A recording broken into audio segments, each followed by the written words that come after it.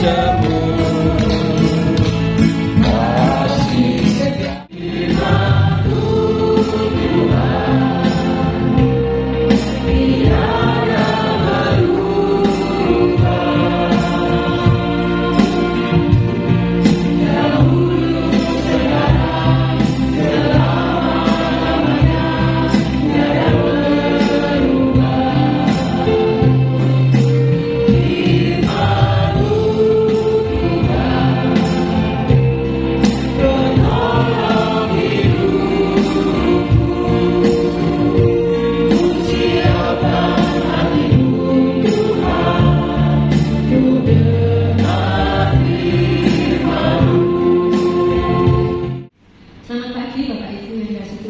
pagi. Bagaimana kabarnya Bapak Ibu? Luar biasa. Orang yang mengucapkan selamat kita di grup, Jafri, ya, banyak ya. Kadang-kadang dari sini apa biasanya? Doa. Sehat. Doa harapan. Harapan baik ya. Diharapkan panjang umur, diharapkan selalu sehat, bahagia selalu. Banyak rezeki, amin. Semua pengharapan baik itu pasti akan disampaikan orang-orang di sekitar kita, orang-orang yang berhubungan. Karena kan kita nggak tahu atau ya kalau di grup baca teman-teman selamat ya itu pas itu banyak. Jadi setiap kita ulang tahun akan ada banyak orang yang akan selalu mendoakan pengharapan yang baik itu terjadi buat kita. Saya sendiri juga selalu kalau menulis itu semoga selalu bahagia dan selalu sehat. Pertama sih sehat, selalu sehat dan kemudian selalu berbahagia. Itu pengharapan baik. Karena saya rasa ya paling penting adalah teman-teman itu sehat. Kalau kita sudah sehat, jadi bisa melakukan banyak hal dan kita bisa mengucap syukur untuk itu. Nah, itu ya Bapak Ibu selalu disampaikan segala pengharapan bahwa kita selalu harapannya terus menerus sehat, terus menerus merasa bahagia. Nah tapi dalam kenyataannya apa seperti itu? Tidak selalu. Saya baru Bapak itu sudah bilang sepanjang kehidupan kita apakah betul selalu sehat? Tidak. Selalu bahagia? Tidak. Jadi memang semua yang baik-baik tadi harapannya kita berada dalam hidup selalu terus menerus, kenyataannya hidup itu tidak selalu baik-baik saja. Seringkali juga kita ini tidak sehat, sakit, tambahnya usia ya. Saya aja juga mulai nggak tahu ya, tidak saya buat dulu tidak selalu sehat yang dulu. Ya mungkin seperti mesin kita ini makin halus. Nah, jadi karet melas, saya mulai merasakan itu. Jadi selalu semangat. Ini Bapak Ibu, ternyata hidup itu adalah salah satu anak yang paling dikasihi bapaknya. Dari 12 saudara. Dia adalah salah satu anak yang dikasihi karena dia lahir dari istri yang paling dicintai.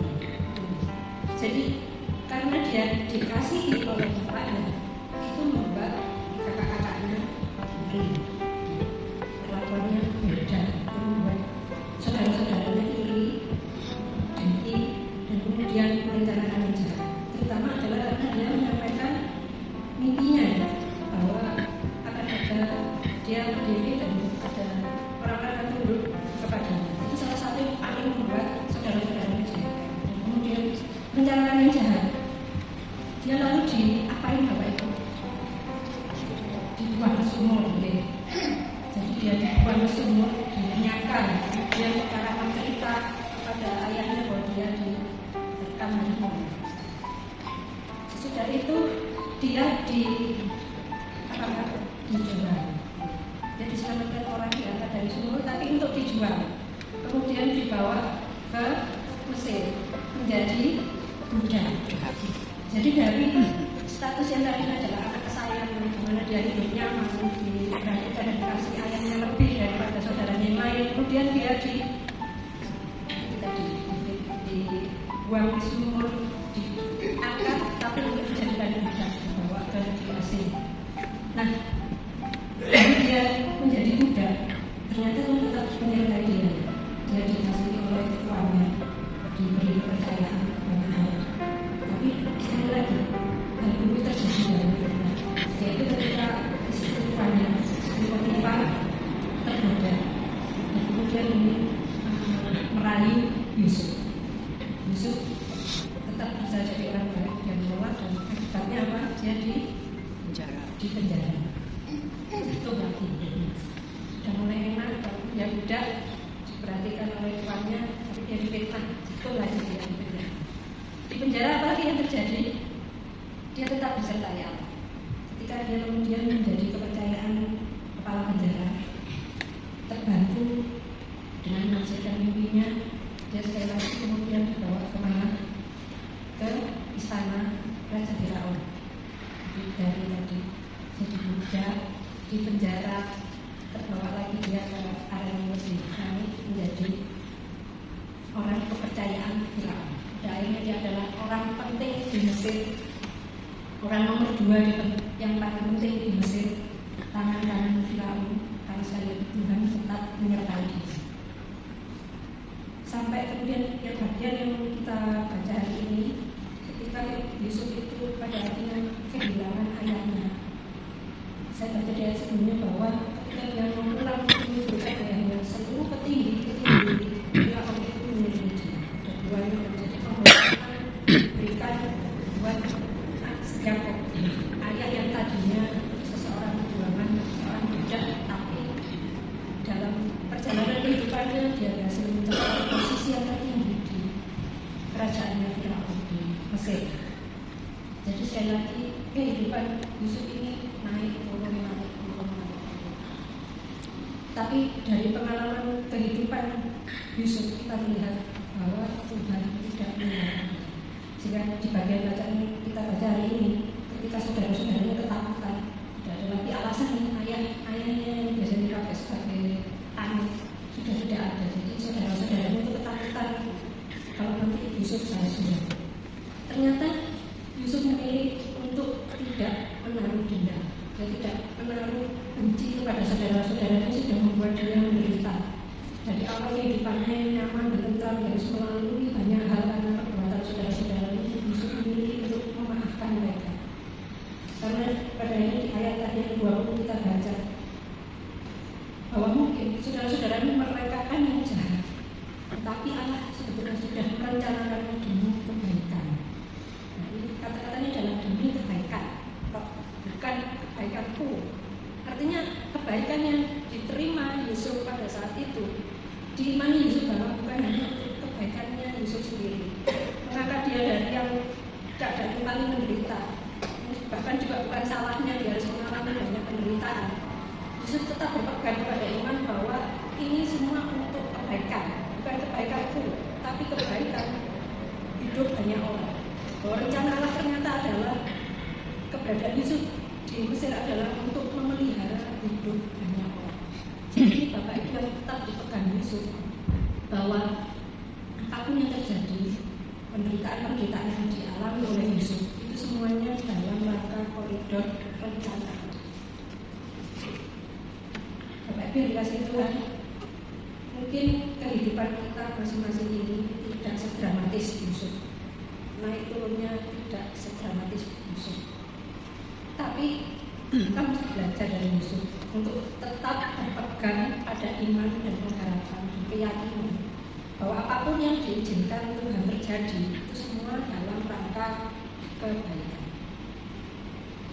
Mungkin ketika kita menghadapi ada banyak hal yang tidak baik-baik saja dalam hidup kita ini, kita akan selalu dihadapkan pada dua pilihan sikap untuk responnya.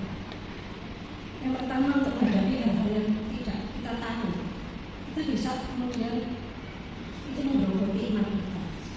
Karena kan tadi ya, seperti tadi kita selalu berharap yang baik. Di setiap hari demi hari kehidupan kita selalu berharap semuanya baik-baik saja, boleh tetap dalam kondisi sehat, boleh tetap terus dan selalu merasa bahagia. Tapi kenyataan hidup kan tidak seperti itu.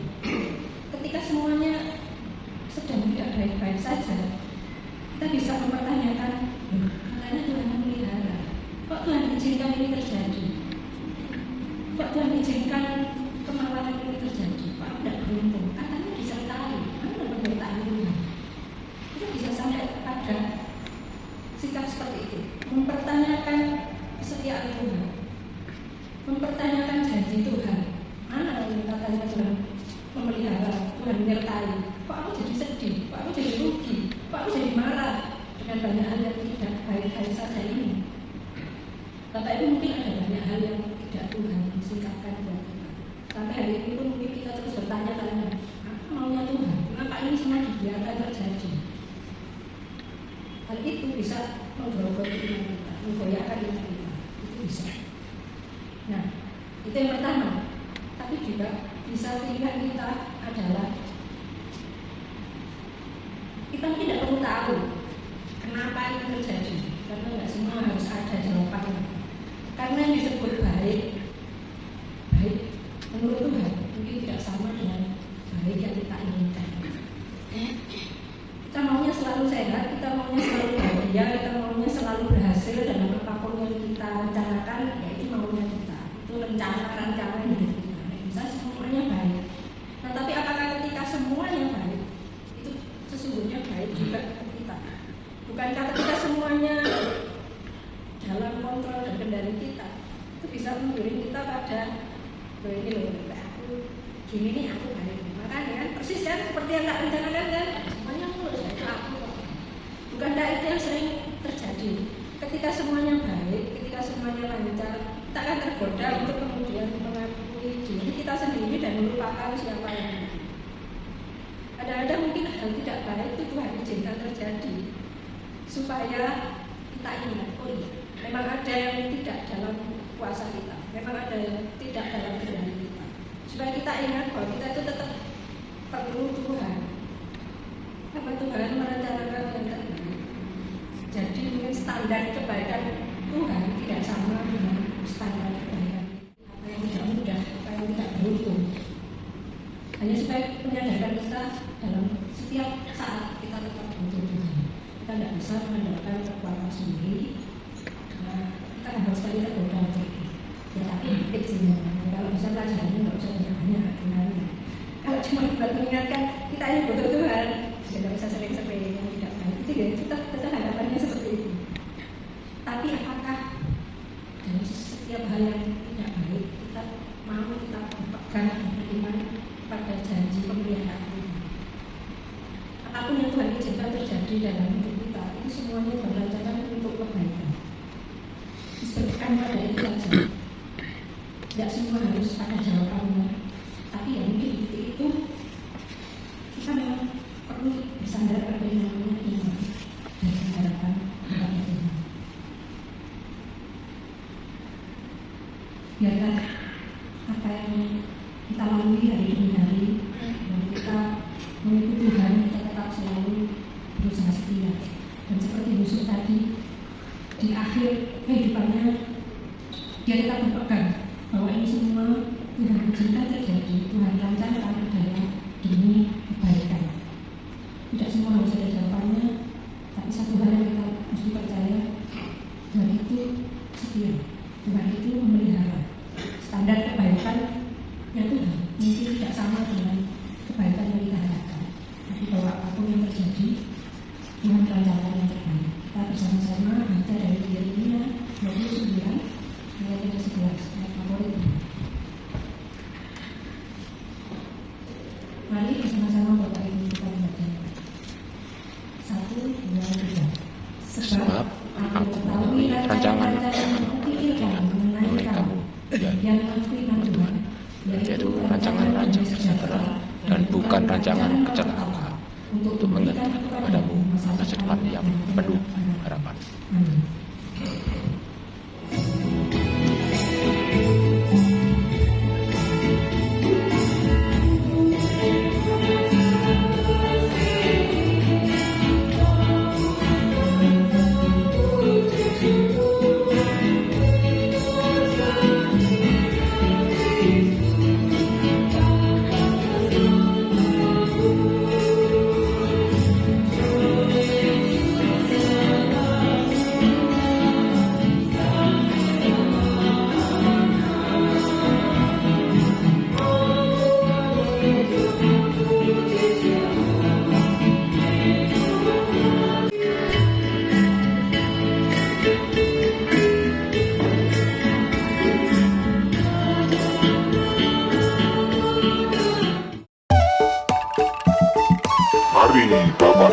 saudara sekalian bergabung bersama kami di komunitas doa pagi.